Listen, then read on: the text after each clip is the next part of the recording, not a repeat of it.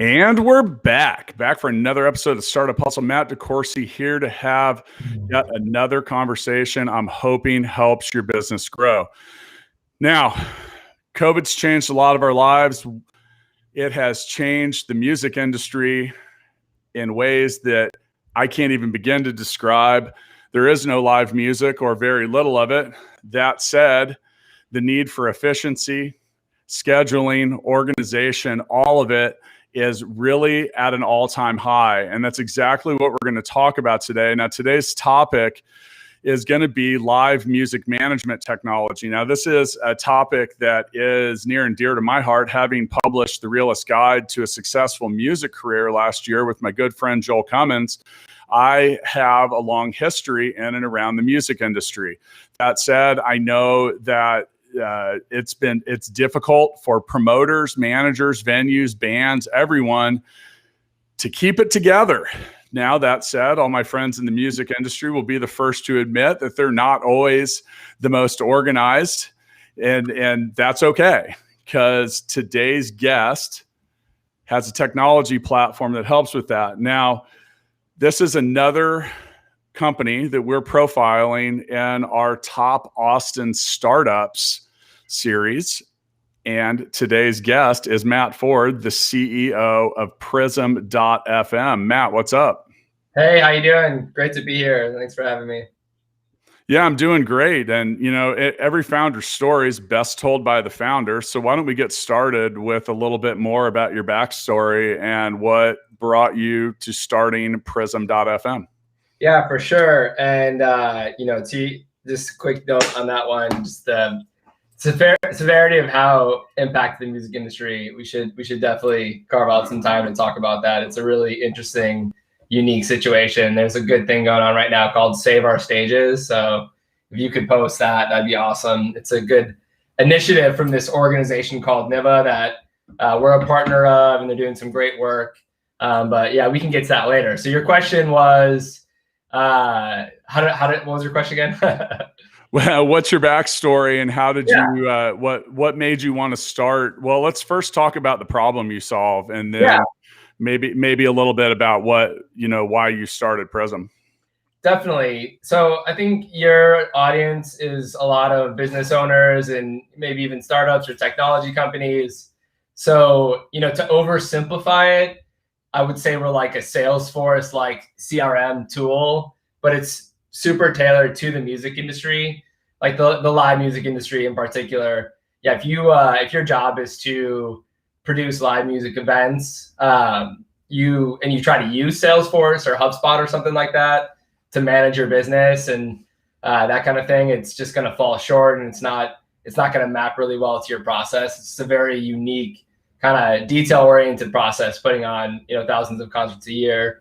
And Prism is a tool that helps streamline that whole process for promoters, venues, and agents. And those are all of the businesses in the live music ecosystem that help make this thing, go round. And when I say, it's a Salesforce-like tool, the people who are Prism customers log in the morning. They have a calendar for all their shows coming up. They can do all their contracts inside of there. They can keep track of their ticket sales, all of their revenue, all of their costs. They can run financial reports. They can use our tools to do deep financial analysis. They can connect with other promoters and agents. It's essentially like a pipeline for moving bands across the country, and just an overall software-based tool to help make this industry a bit more efficient. And yeah, happy to go into the details of any of that. But that's our solution. The problem we're solving is, I'll say it again, if your business is organizing thousands of concerts, the devil's in the details, and there's a lot of details.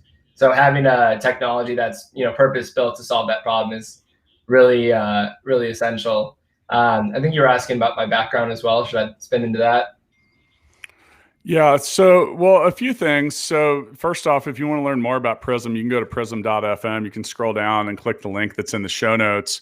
I also need to let you know that today's episode of Startup Hustle is brought to you by Fullscale.io, helping you build a software team quickly and affordably. Yeah, I want to get into the tools. Now, one thing that I think a lot of people don't understand when it comes to touring artists is while you see the band together on the stage, the organization is often scattered around the country. And there's booking agents, there's band management, there's road managers, stage managers. I mean, there's a whole lot of stuff going on, and it's going on in different time zones. And, you mentioned earlier about wanting to save live venues and stuff like that. So you're either part of AEG and Live Nation's massive network of venues, or you're one of many, many, many, many independent venue owners. And with that, all these things become scattered. You're talking about organizations that are picking up and moving from one city to the next on a day's notice. Yeah. And keeping track and organizing all that stuff is a major undertaking, and doing it in a way that makes sense. And then on top of it too, some of the things that suck up a lot of time and energy, especially for bands that don't have a big organization yet, are things like putting a show under contract, collecting money, making offers, agreeing on prices and stuff like that. And, those are some of the many problems that you solve, right? Yeah, that's right. And yeah, you nailed it. So for those of you that don't know, the live music industry is, you could boil it down to tens of thousands of tours happening around the country at all time.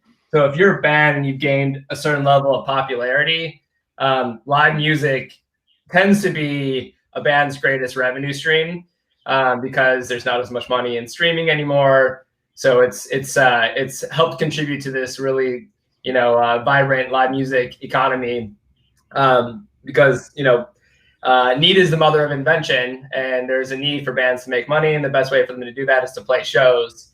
And the best way for them to play shows is to organize tours, just for economies of scale and, saving money. So if you're a band, you don't want to just play Austin, you want to go and play San Antonio, you want to go and play Dallas, and then you hop over to Oklahoma and you play a couple of cities in Oklahoma, and then Arkansas, and then, Louisiana. I'm like trying to think of a map right now. I can do it over here, I guess.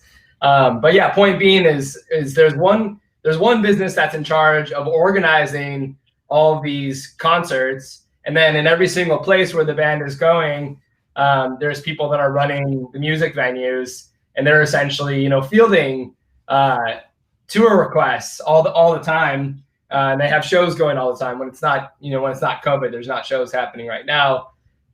So yeah, it is really just this kind of like chaotic mess of people trying to plan really complex tours, and venues trying to have a really awesome show every single night of the week. And without Prism, everyone is just using their own internal systems.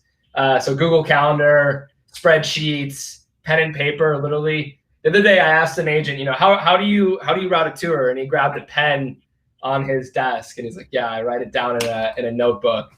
So here we are in 2020, and yeah, Prism, we noticed, a couple of years ago that there was a real opportunity to create some technology infrastructure to bring the people together that are planning these tours, and to help streamline the process and make it more efficient.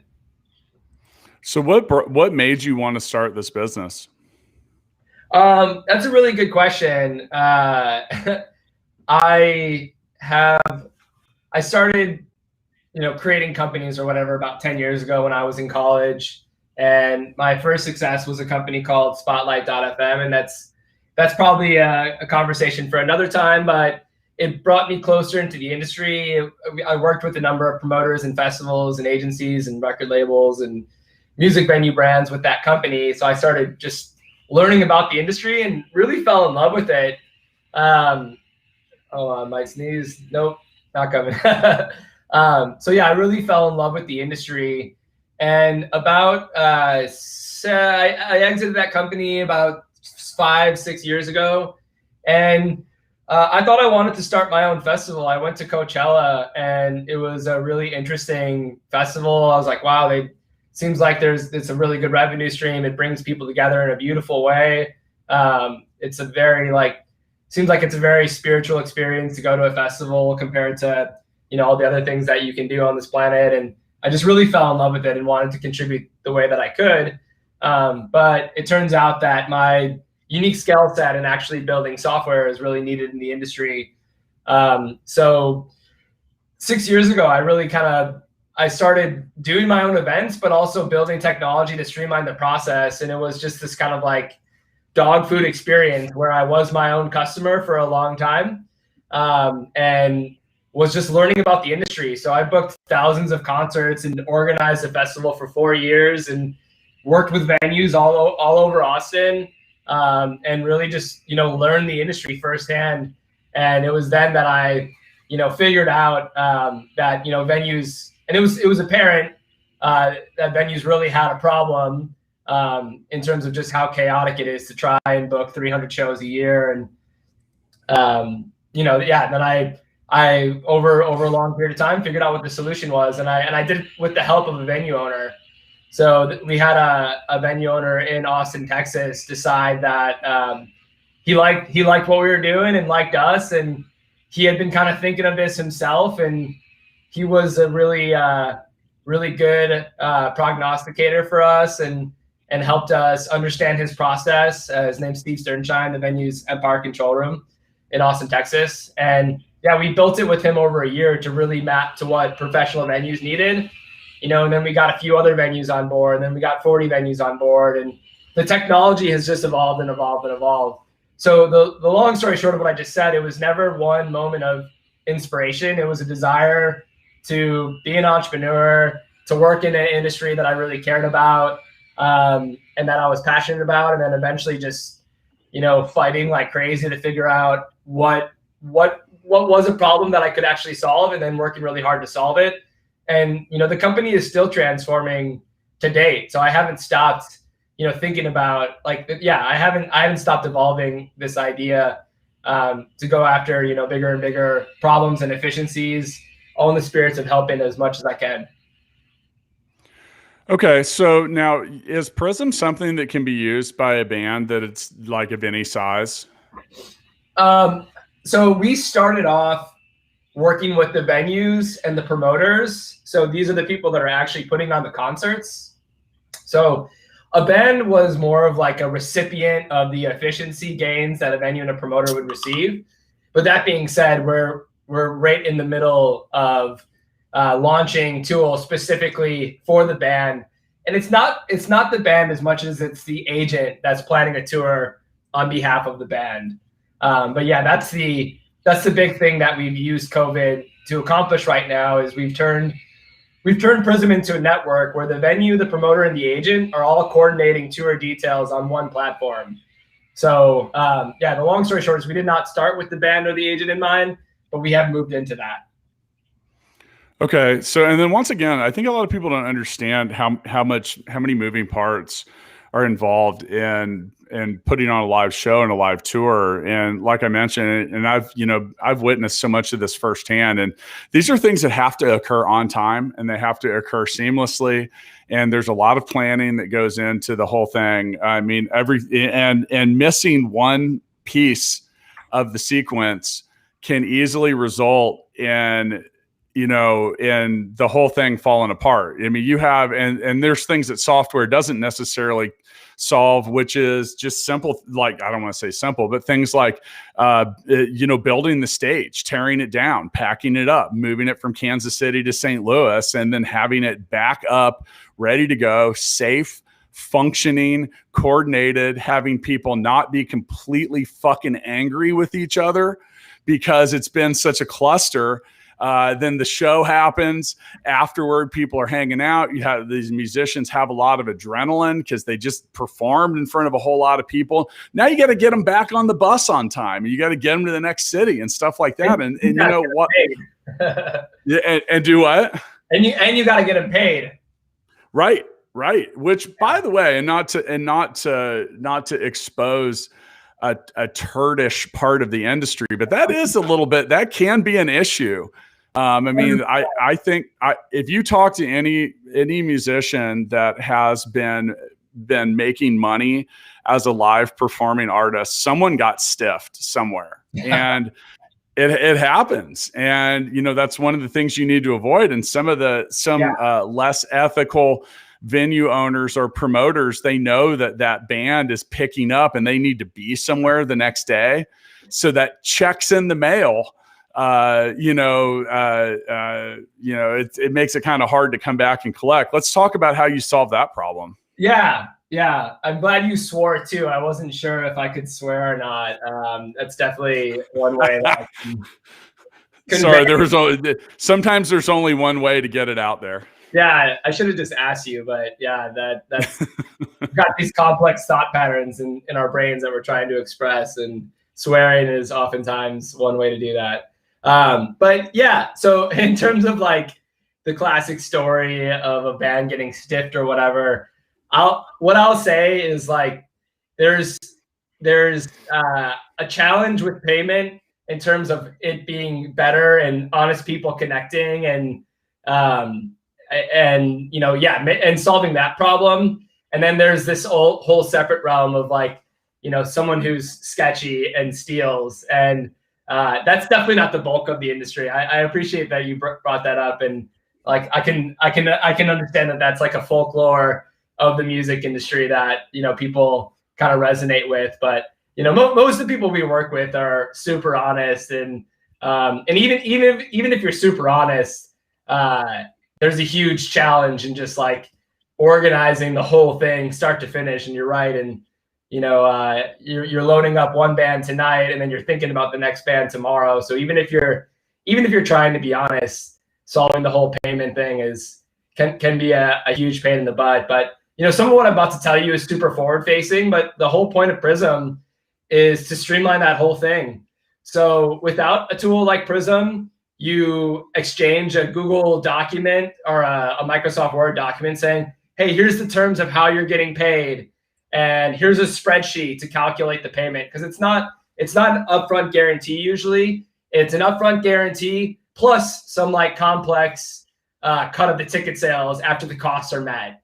So yeah, these deals are not that straightforward. Like the venue has to express all of their costs and the promoter all their costs to the agent upon striking the deal. So it is some upfront payment, but then once again, there's usually a bonus component, and these bonuses can be really complex. They can change in percentages as certain like ticket tiers are hit. And before Prism, people were trying to communicate these things on spreadsheets, and there's a lot of human error in there. Like how you calculate tax might be different than what the agent understands, and how one city requires you to calculate tax, my other city requires you to calculate tax. So, a lot of the challenge with Prism was just, finding ways to streamline these things that, when you sign up to be a band or you sign up to host a venue, like you don't want to have to worry about those tiny little details that really do end up messing up payment.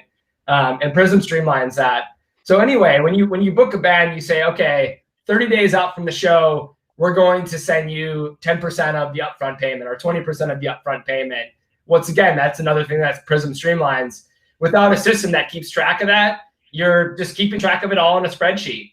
And then you have an accountant that's job is to try and go back and forth. But these venues are running really tight operations. So maybe it's, the accountant has like 5 jobs or something like that, and they're a freelance accountant. So, what we want to do is kind of like streamline that process and get the payments timed up and sent automatically. And then the night of, once again, what they're doing is they're in the moment and without Prism, they're looking at a spreadsheet. They have a bar manager at 3 a.m. working off of a spreadsheet. And if they accidentally deleted a cell, the whole spreadsheet gets messed up. And then you've got an angry tour manager and an angry bar manager at 3 a.m. trying to figure out how much the band made. And mistakes happen on both ends. Mistakes that are not favorable for the venue, mistakes that are not favorable for the artists. And yeah, once again, Prism just streamlines this. So, in the future, if a band is working with venues that are all on Prism, there shouldn't have to be any physical exchange of cash or checks or anything. You play the show, you sign digitally, you get your money when you're supposed to get it, and everyone saves a bunch of time and heartache. So that's, this is definitely one of the big problems that we're trying to solve, that we are solving, excuse me. It's funny you mentioned an angry tour manager. Tour managers are inherently angry because they deal with crap all day. And if it's not, if it's not members of the band, members of the crew, members of the venue, and then like I said, these are tough jobs that you don't often see behind the scenes. And the tour manager is the person that's got to make sure that all the things go well, from getting paid to getting set up to getting, just little things, man. And it's, I don't think I would handle it very well because it's hard. It really is. There's a lot of stuff that goes into it. Now, one of the things that we were talking about getting paid, but I think one of the things that you offer that is really, really valuable is the negotiation of the actual show contract. You talk about the zillion different things, and Matt mentioned that he mentioned a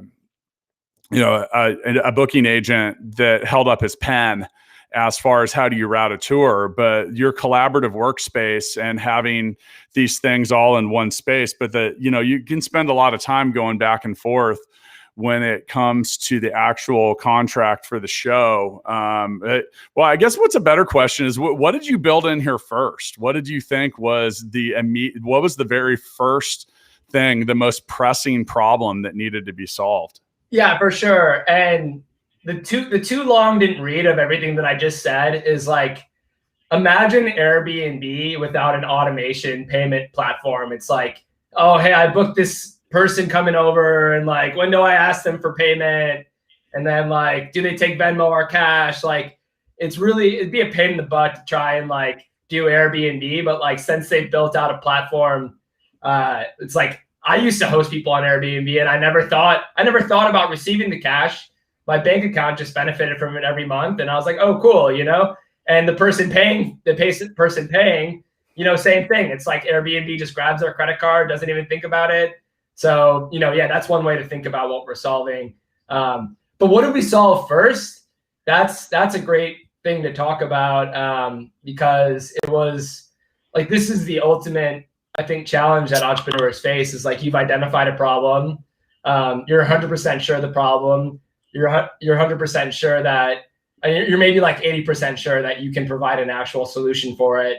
And then the question is like, how much of the problem do I have to solve first? Like, I had this vision of what it can grow into, but the classic lean startup methodology or whatever, rapid iteration, like, I don't want to spend 2 years building something out before it gets used because I might get a lot of details wrong. And to be honest, I would say we probably made a mistake when we first started and tried to build out too much, but we succeeded, and hindsight's 2020. And yeah, really all that matters is we did end up like actually getting it in customers' hands and, whatever, succeeding. But what did we build at first? There was a calendar, there was a contract system, like you were mentioning. There was a way to track your revenue, a way to track your costs. There was a ticketing integration. There was a settlement process, which is like, okay, offer is, hey, how much can the band make based off of how well the show goes? Settlement is, hey, here's how much we actually made, and here's how much the band gets paid. Here's how much we make. So we had that all built out, from the start, and it probably took a solid year to go live with our lighthouse customer. And that was a scary process because we wanted it to go live in 6 months. And I had to go back to investors without any traction and tell them like, hey, now's the time to double down on what we're doing. I don't have any traction. I was just really honest. What I do have is 5 or 10 venues that have looked at this that are waiting for us to finish. And we took a little bit longer than we thought, but you invested in this because you believe in the bigger vision, and the bigger vision is still true. And yeah, we're gonna learn from taking longer than what we wanted, and we're gonna get launched, and this is gonna work out. And luckily, I had some investors that were just grateful that I was honest with them, and I owned the mistake of taking longer than I thought. And we got some more investment, and that investor trip where I told these investors that I think we signed up like our first 4 clients. We met the people at Etix, which is a big ticketing company, and they invited us to their conference the next month. At that conference, we signed 5, 6, 7, 8, 9, and 10. And by the end of 2018, we had 40 clients. So, I'm very thankful that our investors just, decided to double down on us in that moment. But yeah. Any seasoned investor probably wasn't too surprised when it ended up taking twice as long and costing twice as much. Now, speaking of keeping your development costs in check, today's episode of Startup Hustle is powered by Fullscale, helping you build development teams quickly and affordably. Let's talk about that for a second. What was one of the what were some of the technological challenges that you had to overcome, or something? We've spent so much time on this show talking about how things are going to always take longer and cost more. It's just kind of the nature of entrepreneurship. But there's usually a plan. Then as an entrepreneur, you get punched in the face and the plan changes. And there's always like I said, some kind of technological challenge or something's more complex. Now, I have an affinity for the calendar, being the founder of Gigabook as well. And I know that people think that a calendar is simple, and it's not. It's easy to put an item on a calendar. It's easy to take one off. It's all the 10 million things that happen afterwards. So I'm curious what kind of hurdles you ran into, or what kind of, what did you have to really hustle to get over or around? Yeah. So immediately what comes up is I could answer that 2 different ways. One is purely customer facing, and what challenges with the product how's our product process evolved? And the other one is purely like engineering facing, and of course they intertwine. And I'll simplify both. For the engineering process, there's a conflict of interest between rapid iteration and early stage development versus what I would call long stage development, and building really strong architecture and making really smart architectural decisions. And oversimplified, if you cut corners and you get stuff out fast, you usually have to do that by racking up tech debt. And alternatively, if you build things right and you make the decision like, hey, we're 100% sure that this technology is going to be here for the long run, so we're going to take the time to do something right. You have to take the time to do something right. And when you have these investment cycles and you've got a year to make magic happen or whatever, there's a really tough trade-off between, do we do this right? Do we set ourselves up for the long term, or do we just have to move as fast as possible under the premise that as we deliver more technology to our customers, that's going to turn into more growth and more sales. And the truth is it's a balance. Now more than ever, we've invested in tech debt and internal technology. And what we've realized is that's actually enabling us to move faster, because our engineers are happier and their internal environments are allowing them to move faster, and we're catching bugs automatically. And a lot of other kind of nerdy tech debt things that I'll spare for this podcast. But that's kind of what we've realized. But there's certainly we didn't do that early on, and I think it was the right decision to not do that early on. That being said, we didn't do it perfectly, and we could have probably balanced a little bit more of tech debt and internal technologies early on. But hey, you learn and you get better. On the customer facing side, I would say the biggest challenge we got into is when we got traction, we did it with foot in the door pricing. So the platform was really cheap. And then we started charging, appropriate level of the value we were creating, and customers were willing to pay that. But their scrutiny of the technology and their demands of the technology increased dramatically. So we found ourselves in this engineering this product situation where we were meeting weekly, stack ranking the things that were most important to our customers and returning those things based off of our subjective opinions about what mattered most to our customers. and that burnt out the entire team. And I think we needed to do that in the moment because we had, just challenges we needed to face, and the core platform just needed to improve.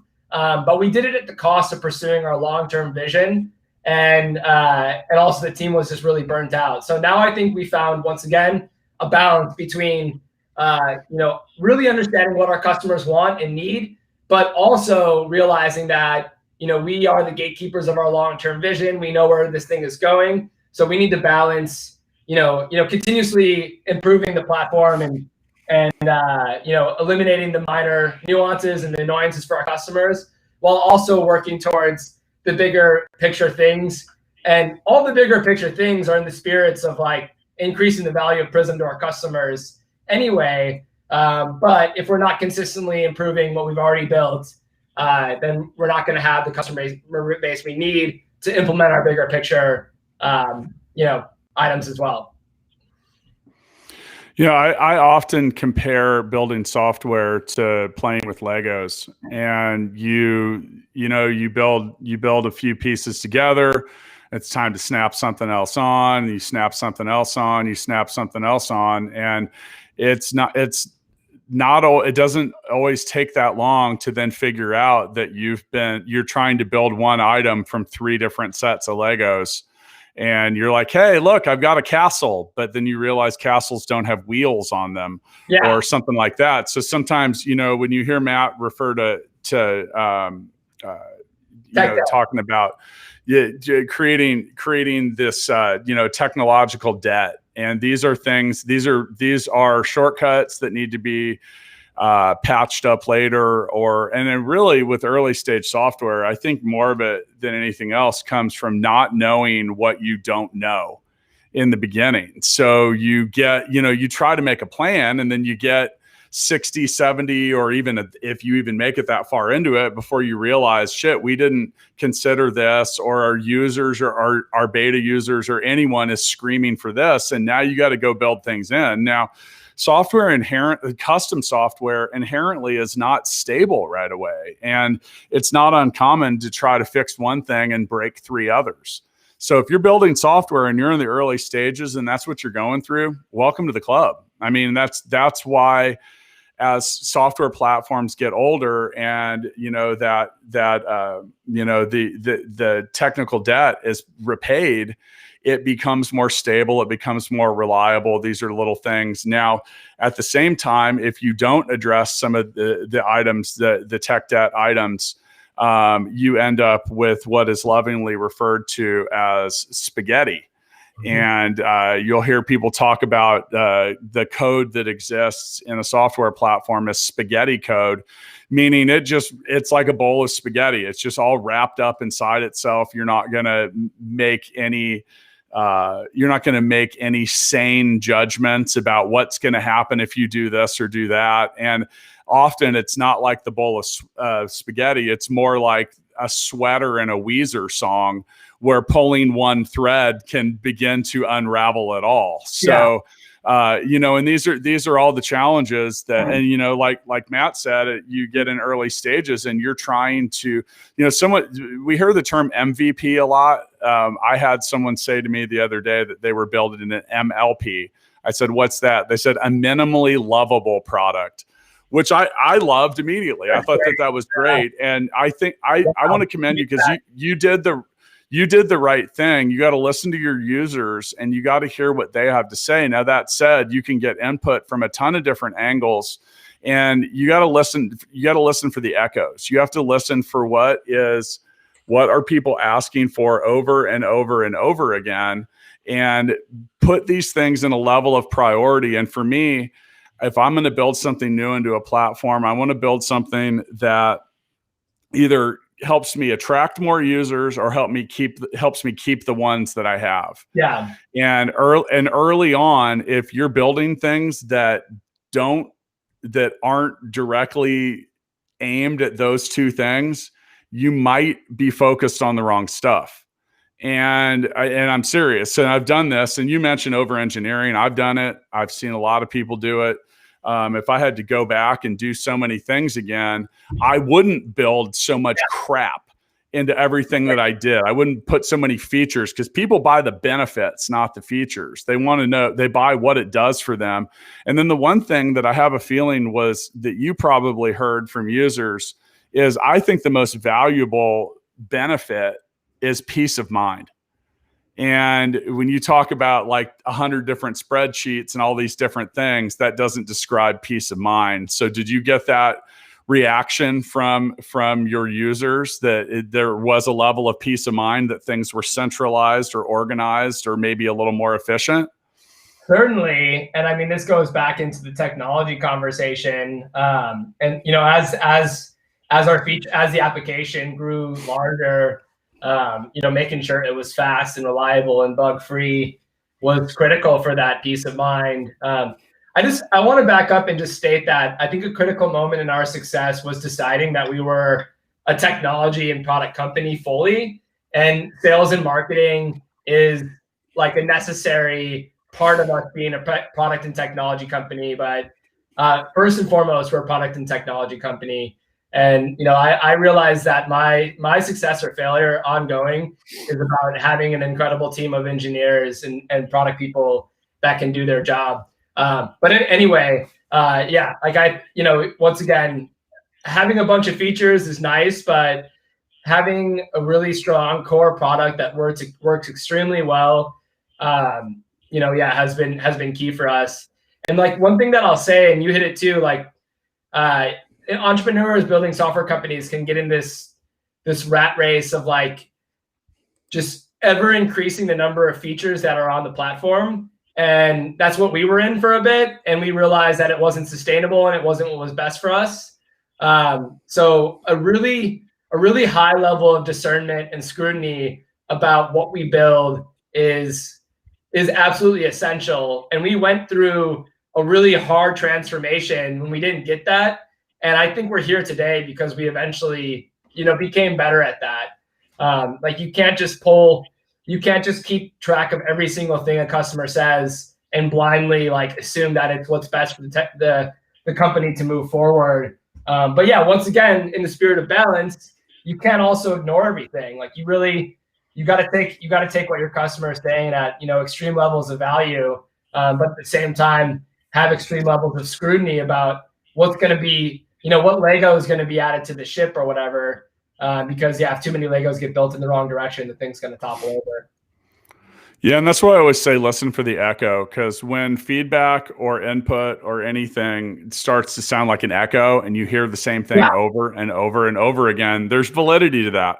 There is. And that's when you really got to start listening. And you know, when it comes to whatever you're going to add, I mean, if it's something that benefits the greater good of your user community, that's great. I think that in early stages, you are always best to try to pick 2 or 3 things and be world class at them rather than picking 13 things and being mediocre at them. Yeah. All right. So we end our episodes of Startup Hustle with what we call the Founders Freestyle. And before we get into that, I do want to remind you that today's episode of Startup Hustle is brought to you by Fullscale, helping you build software development teams quickly and affordably. So here in the Founders Freestyle, you know, you can say whatever you like, but I'm curious as to what advice you would give to early stage companies that are building software similar to what you've just done. Where to start?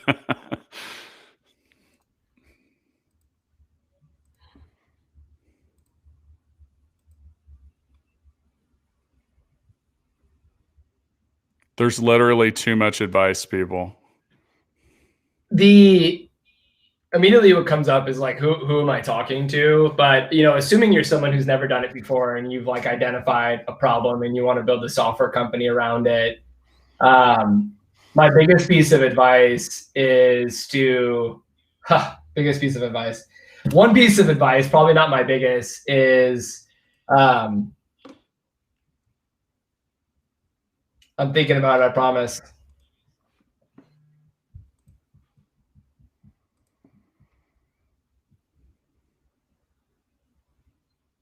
Be real with yourself about what the current state of your affairs are. So if you have a problem you're solving, do what is necessary to solve that problem, and then review if you solved it or not, and why you saw, and if you solved it, what worked, and continue on that path. And if it didn't work, be real with yourself. And it's okay to admit that you were wrong. In fact, that's critical, is to learn from your mistakes and head in the right direction. And this problem solving, like, it's not just about solving the customer's needs, it's about solving your company's needs as well.